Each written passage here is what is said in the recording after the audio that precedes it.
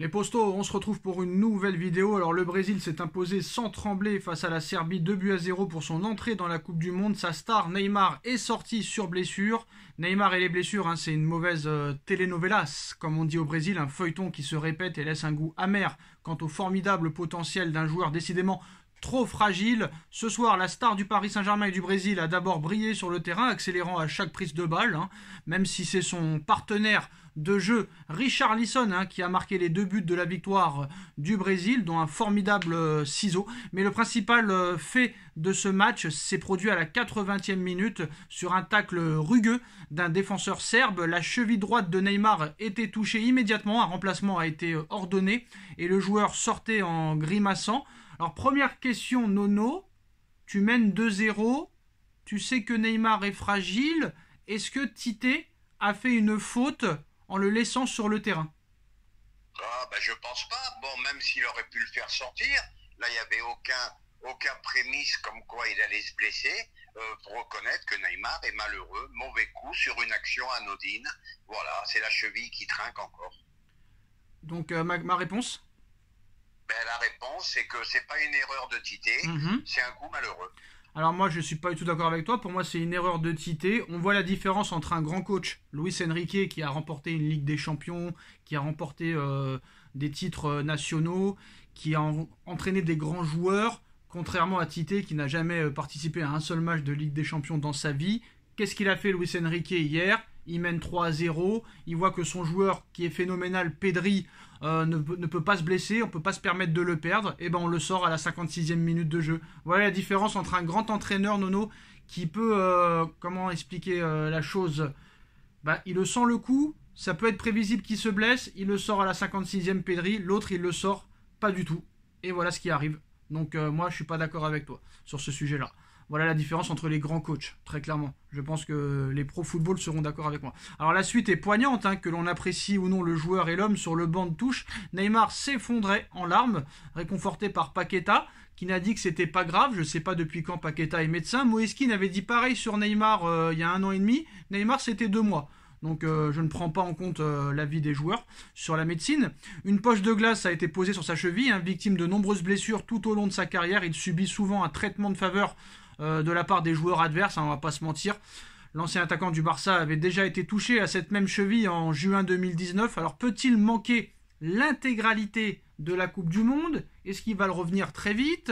Est-ce que c'est grave? Est-ce que c'est bénin? Ou est-ce que c'est moyen grave? Ça pour l'instant personne n'était capable de le dire. Après sa victoire inaugurale face à la Serbie, le Brésil pourrait se passer de ses services pour les 2 prochains matchs de poule. Le feuilleton ne fait que commencer et je pense que, connaissant les Brésiliens, ils vont faire durer le suspense le plus longtemps possible, alors qu'on sait très bien au bout de combien de temps normalement tu sais un diagnostic au bout de quelques heures après. Alors Nono, pour toi, est-ce que Neymar va rater toute la Coupe du Monde, les 2 prochains matchs? Est-ce qu'il va rater plusieurs mois? Pour moi, ça sent pas bon parce que Neymar se connaît et le voir sortir dans cet état et en pleurs comme ça, il a dû sentir quelque chose de grave à mon avis. Pour moi, la Coupe du Monde est terminée pour lui. C'est mon ressenti. Je suis pas docteur non plus. Alors moi, ce qui me fait rire, c'est que maintenant, là, toute la France, tout le monde entier, tous les supporters du PSG, du Brésil sont devenus médecins, Nono. Ils sont en train de t'expliquer, non, c'est pas grave, c'est qu'une torsion, nanani, nanana, ils sont tous médecins, alors qu'ils sont bac-8. Très clairement, on a essayé de se renseigner. Le sport, après une entorse de la cheville et une torsion, qu'est-ce que ça peut donner? Alors, dans la plupart des cas, au niveau sport, au niveau joueur de foot, vous pourrez reprendre vos activités sportives, si c'est pas grave, au bout d'1 à 3 semaines. Donc là, même si c'est pas grave, ça pourrait être grave quand même 1 à 3 semaines, Nono. Mais il pourrait être potentiellement présent pour une demi ou une finale de Coupe du Monde. Après, si c'est moyen grave, ça pourrait être entre 3 et 4 semaines. Et là, si c'est très grave, ça peut être entre 6 et 3 mois, Nono. Ça veut dire tout simplement, au mieux, le Brésil arrive en demi-finale, il peut être à peu près rétabli. Au pire, c'est fini la Coupe du Monde pour lui. Mais je voulais revenir sur le changement de Tite, Nono. Peut-être qu'il n'est pas 100% responsable, mais quand tu vois la gestion de Luis Enrique hier avec Pedri et la gestion des entraîneurs, pas que Tite, même au Paris Saint-Germain, tu vois que là Galtier a fait du bon travail avec Neymar en le sortant souvent à 15 ou 10 minutes de la fin.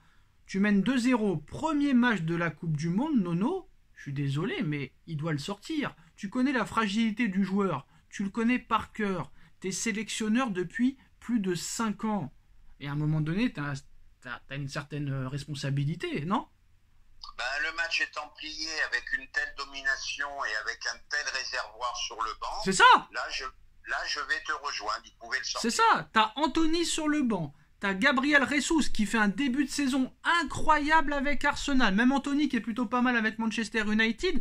Tu connais la fragilité du joueur. Tu sais que Vinicius ne se blesse pas trop, que Richarlison ne se blesse pas trop, que Rafinha ne se blesse pas trop. Tu mènes 2-0. La star d'un peuple, d'un pays. Il reste 10 minutes, tu mènes 2-0, tu le laisses sur le terrain. Alors je sais qu'il n'est pas content quand il sort, mais à un moment donné, c'est pas les joueurs qui décident. Et si tu veux vraiment aller le plus loin possible dans la Coupe du Monde, tu dois sortir ton joueur, qui est censé être fragile. Il faut être pragmatique dans le football, même dans la vie en général, Nono. Ben, on est d'accord, et en plus je vais rajouter quelque chose. J'ai été surpris qu'il sorte Vinicius si tôt. Pourquoi il n'a pas fait pareil pour Neymar? Finalement, voilà. Tu as raison, je te rejoins. Et on va encore dire, Sacha a toujours, Nono a toujours raison. Tu vois, mais c'est pas ma faute. Ça vient de me revenir à l'esprit. Voilà. Je me rappelais plus que Vinicius était sorti très très tôt. Dernières informations venant des médias brésiliens. Entorse de la cheville droite pour Neymar. Annonce le médecin de la sélection brésilienne. Pas de précision concernant la gravité de celle-ci en l'état.